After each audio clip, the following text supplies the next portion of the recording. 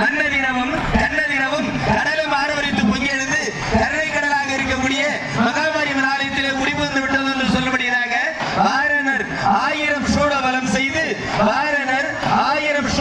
செய்து நாரண நம்பி நடக்கின்றான் என்றது. வாரணர் 1000 சூழவலம் செய்து நாரண நம்பி நடக்கின்றான் என்றது.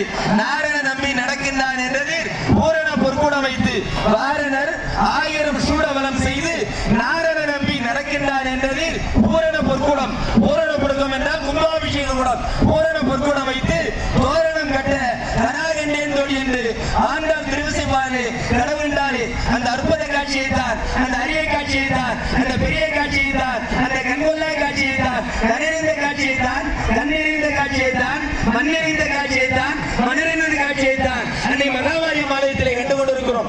செல்வ ஆடியோஸோடு மேலே செல்கிறோம். செல்வம் ஆடியோஸோட வேலை எதை கொடுத்துட்டு அப்படி சீரியஸ். செல்வம் ஆடியோஸ் நல்லா பெருமையாக அடிச்சுடுறாங்களே. செல்வம் ஆடியோஸை நல்லா பெருமையாக பேசுகிறாங்களே. காசு போட்டு தாக்கி விட்ற முடியாது. குறைக்கலாம் மாட்டோம் சிலர். அதெல்லாம் எனக்கு தெரியும். எதுவும் கிடையாது. குறைச்சி